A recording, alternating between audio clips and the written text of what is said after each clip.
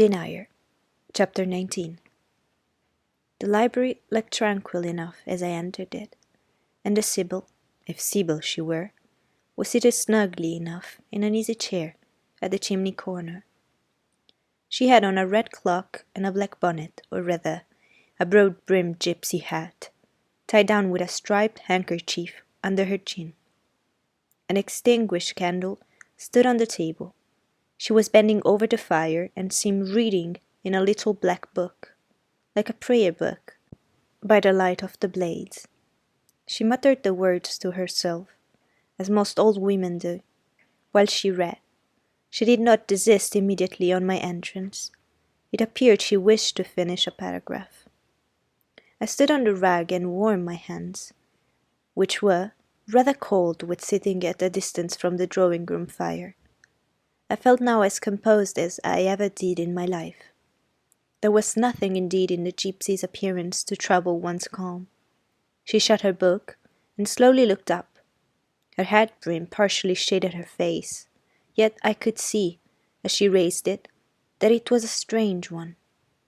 It looked all brown and black. Half locks bristled out from beneath a white band which passed under her chin, and came half over her cheeks, or rather jaws. Her eye confronted me at once with a bold and direct gaze. "Well, and you want your fortune told?" she said, in a voice as decided as her glance, as harsh as her features. "I don't care about it, mother. You may please yourself, but I have to warn you. I have no faith." "It's like your impudence to say so. I expected it of you. I heard it in your step as you crossed the threshold." "Did you? You've a quick ear."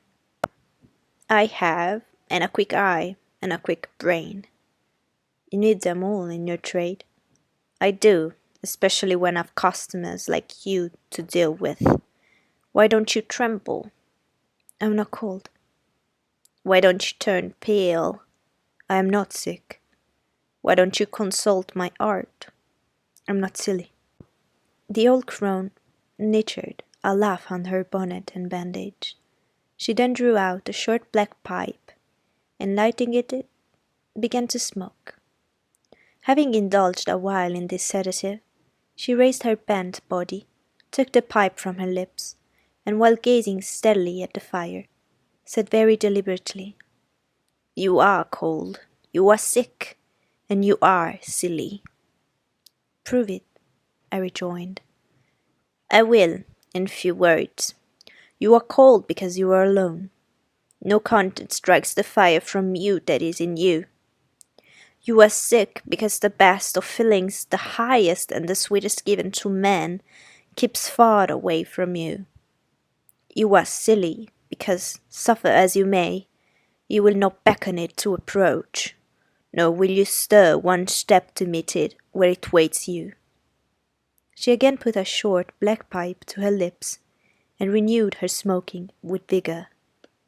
"You might say all that to almost any one who, you knew, lived as a solitary dependent in a great house." "I might say to almost any one, but would it be true of almost any one?" "In my circumstances?" "Yes, just so, in your circumstances. But find another precisely placed as you are." "It would be easy to find you thousands." "You could scarcely find me one. If you knew it, you are peculiarly situated very near happiness. Yes, within reach of it. The materials are all prepared.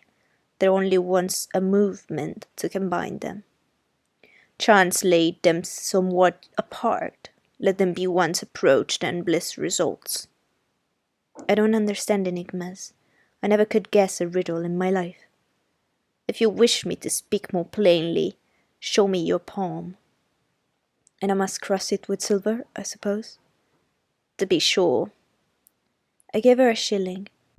She put it into an old stocking foot, which she took out of her pocket, and having tied it round and returned it, she told me to hold out my hand. I did. She approached her face to the palm, and poured over it without touching it. "It is too fine," said she. "I can make nothing of such a hand as that, almost without lines. Besides, what is in a palm? Destiny is not written there." "I believe you," said I. "No," she continued.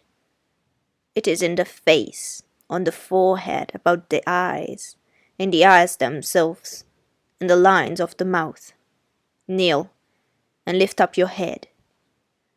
"Now you are coming to reality," I said as I obeyed her. "I shall begin to put some faith in you presently." I knelt within half a yard of her.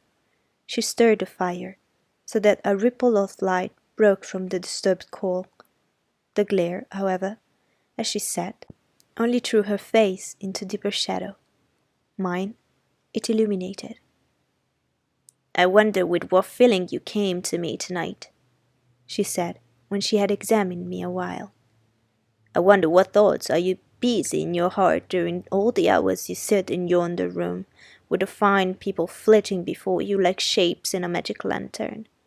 Just as little sympathetic communion passing between you and them, as if they were really mere shadows of human forms, and not the actual substance. I feel tired often, sleepy sometimes, but seldom sad. Then you have some secret hope to buoy you up, and please you with whispers of the future." "Not I. The utmost high hope is to save money enough out of my earnings to set up a school some day, in a little house rented by myself." "A mere nutriment for the spirit to exist on, and sitting in that window seat." "You have learned them from its servants." "Ah, you think yourself sharp. Well, perhaps I have. To speak truth, I have an acquaintance with one of them, Mrs. Poole." I started to my feet when I heard that name. You have? Have you?" thought I. "There is diable in the business after all, then." "Don't be alarmed," continued the strange being. "She's a safe hand, is Mrs. Poole. Close and quiet, anyone may repose confidence in her. But as I was saying, sitting in that window seat, do you think of nothing but your future school? Have you no present interest in any of the company who occupy the sofas and chairs before you? Is there not one face you study, one figure whose movements you follow with, at least, curiosity?" "I like to observe all the faces and all the figures." "But do you never single one from the rest? Or it may be two?" "I do, frequently, when the gestures or looks of a pair seem telling a tale. It amuses me to watch them." "What tale do you like best to hear?" "Oh, I have not much choice. They generally run on the same theme, courtship, and promise to end in the same catastrophe, marriage." "And do you like that monotonous theme?" "Positively. I don't care about it. It is nothing to me." "Nothing to you? When a lady young and full of life and health, charming with beauty and endowed with the gifts of rank and fortune, sits and smiles in the eyes of a gentleman I what? You know, and perhaps think well of." "I don't know the gentlemen here. I have scarcely interchanged a syllable with one of them, and as to thinking well of them, I consider some respectable and stately, and middle-aged, and other young, dashing, handsome, and lively, but certainly they are all at liberty to be the recipients of whose smiles they please, without my feeling disposed to consider the transaction of any moment to me." "You don't know the gentlemen here? You have not exchanged a syllable with one of them? Will you say that of the master of the house?" "Is not at home." "Profound remark. A most ingenious quibble. He went to Millcote this morning, and will be back here tonight, or tomorrow. Does that circumstance exclude him from the list of your acquaintance, blot him, as it were, out of existence?"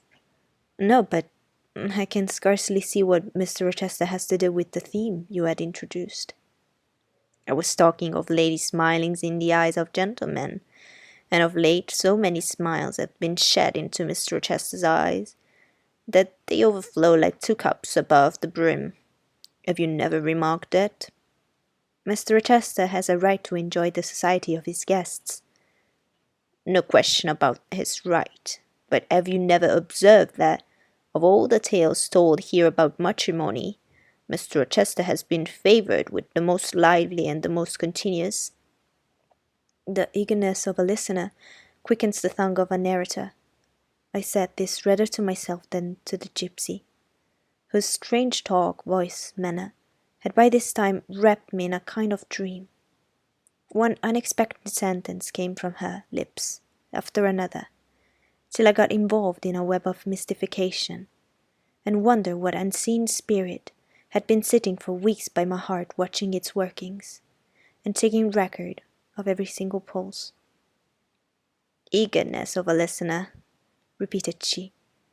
Yes, Mr. Rochester has said by the hour, his ear inclined to the fascinating lips that took such delight in their tasks of communicating, and Mr. Rochester was so willing to receive and looked so grateful for the pastime given him. You have noticed this? Grateful? I cannot remember detecting gratitude in his face. Detecting? You have analyzed, then. What did you detect, if not gratitude? I said nothing. You have seen love, have you not? And looking forward, you have seen him married, and beheld his bride happy? Pff, not exactly. Your witch skills is rather at fault sometimes. What the devil have you seen, then? Never mind. I came here to inquire, not to confess. Is it known that Mr. Rochester is to be married? Yes, and to the beautiful Miss Ingram. Shortly? Appearances would warrant that conclusion, and no doubt they will be a superlatively happy pair. He must love such a handsome, noble, witty, accomplished lady, and probably she loves him, or if not his person, at least his purse. I know she considers that Rochester estate eligible to the last degree, though I told her something on that point about an hour ago, which made her look wondrous grave. The corners of her mouth fell off an inch. I would advise her black-avised suitor to look out, if another comes with a longer, clearer rent roll, as dished. But, mother, I did not come to hear Mr. Rochester's fortune. I came to hear my own, and you have told me nothing of it. Your fortune is yet doubtful. When I examined your face, one trait contradicted another. Chance has meted you a measure of happiness, that I know. I knew it before I came here this evening. She has laid it carefully on one side for you. I saw her do it. It depends on yourself to stretch out your hand and take it up. But whether you will do so is the problem I study. Kneel again on the rug. Don't keep me long. The fire scorches me.